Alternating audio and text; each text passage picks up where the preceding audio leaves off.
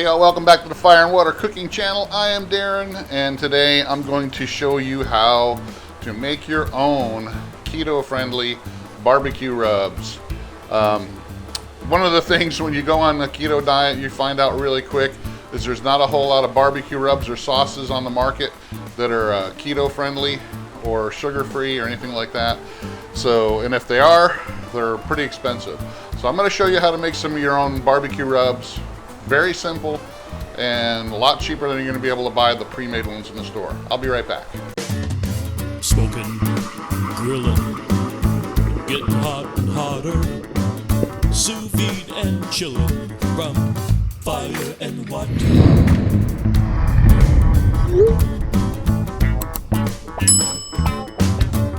Alright guys, so I've been on the keto diet for now about 3 or 4 weeks. And one of the things that's really hard, especially since with somebody like me who's really been big into cooking and barbecue, I have a whole pantry full of pre-made barbecue rubs that I've bought or have been given to me that have just a ton of sugar in them. They're very high sugar content, especially for pork and you know, chicken. A lot of the pork and chicken rubs have a lot of sugar or high carbohydrate stuff in it. So it's really hard. If you're trying to cut that stuff out, it's one of the easiest things to cut out is the rubs and barbecue sauces that have all those sugars in them. But it's also hard to find something that tastes similar or that you can replace it with in order to, you know, get that same type of taste or flavor that you're used to. One of the main things that I've been searching for, and I think I finally found it with this Swerve brand sweetener, is there's very hard to find a non-sugar based sweetener that actually tastes good or doesn't have some kind of nasty aftertaste. I've tried the stevia and, you know, Sweet and Low and Equal and that kind of stuff, and none of those are really good to me. They all have a nasty aftertaste. This leaves a nasty, filmy aftertaste in your mouth, and it's very chemical tasting to me. But we did try this Swerve, which is another sugar alcohol, but it's also mixed with some other things, and it's really pretty low in carbohydrates. This is the brown sugar version of it, and they have 3 different kinds. They have a granulated, which would be like your regular table sugar, your granulated sugar. They also have a confectionery sugar one that's just very thin powder, and then they have this brown sugar one. So it actually, I've used this in a couple different recipes already, and it works pretty good.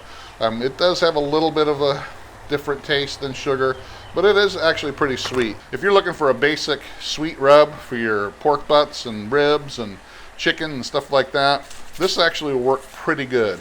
And I'm going to show you how I make this rub, but I'm also going to show you some of the other FreshJax rubs. I'm going to use the FreshJax ingredients in my rubs, but also they have a couple different rubs that will work on their own that are pretty keto friendly, but they don't have any sugars or anything in them. So one of the ones that they have is the Island Spice, which is a jerk type rub.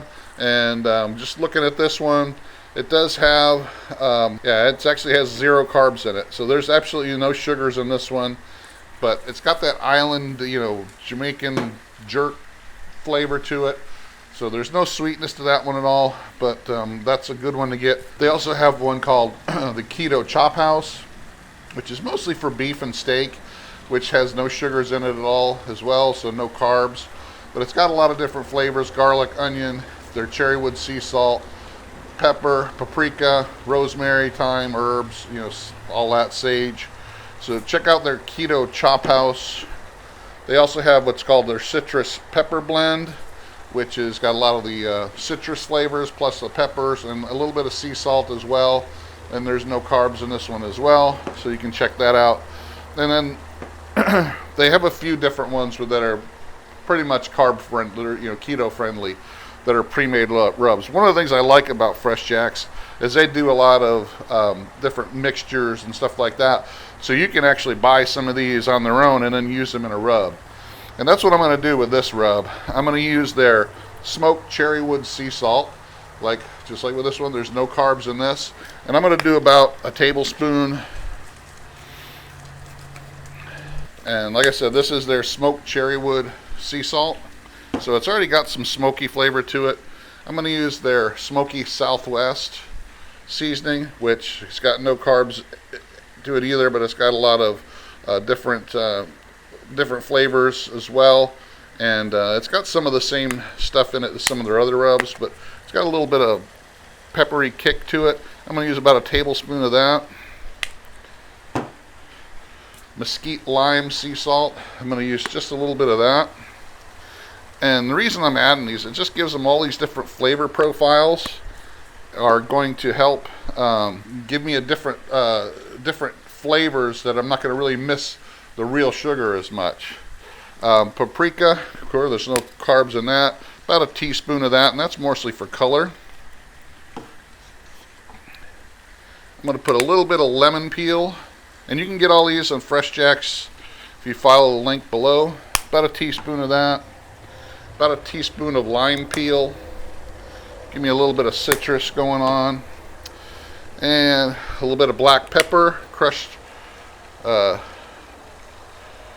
black pepper. About 2 teaspoons of that. Okay, this is their spicy all-purpose, and this has got a few different things in it as well. It's got onion, paprika, garlic, but it's also got cayenne. It's got about 5 different kinds of peppers in there, so it's going to give me a little bit more spicy to it. About a teaspoon of that. I don't want this to be a really, really spicy rub, but I want it to have just a little bit of kick to it. And then just a little bit of cumin, again, just for a little bit of different flavor. Okay, so now I got all that in there. I'm going to put the recipe below so you guys have it. Oh, I forgot the garlic here. I'm going to do about a teaspoon of garlic powder as well.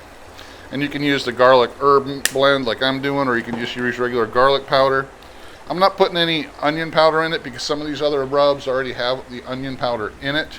So I'm not going to use those. So one of the things I want to tell you too is when you make your own sweet rubs, anything with any kind of brown sugar or sugar to it, put it in a smaller container, because the reason is brown sugar, and you'll see when I open this up, tends to clump up a lot. It attracts a lot of moisture, and even though this is not real brown sugar, it kind of acts the same way. And I'm going to put about 4 tablespoons of this in, and as you can see, it attracts a lot of moisture, so it gets really humid and sticky. And what that'll do when you store it in your container in your pantry is it kind of clumps up, and you're going to have to, like, every once in a while take it out and break up the big clumps, because it'll clump up pretty bad. Also, when you store this, make sure you seal it pretty good, because you don't want any more air. I live in Florida. It's really humid, and the air will get in there and clump it up like this. So once you get it in, like I said, I got about 4 tablespoons. Just break it up really good with a whisk and kind of whisk all that stuff together. If you put this in a spice mixer, and that's usually what I do once I make my rub, and if it's been sitting a while and it gets all clumpy, it's got really big chunks in it, I'll just toss it in a spice grinder. You know, I have one that's a little coffee-like grinder that I just use for spices, and it takes about 2 seconds, just a couple pulses in it, and it'll break everything up and mix it back up really good. So you can do that as well. All right, guys, I'll be right back after I get this done, and we'll finish up. All right, guys, I got it all broken up pretty good now, and I'll incorporate it in. One thing you always should do before you're put this in your container or anything is make sure you taste it and adjust it to your own particular taste. If it's a little too spicy, you can put a little bit more of the brown sugar replacement in there.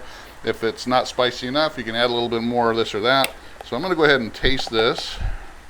Now, just remember, it's going to taste a little different when you put it on pork, so just take a little bit of it.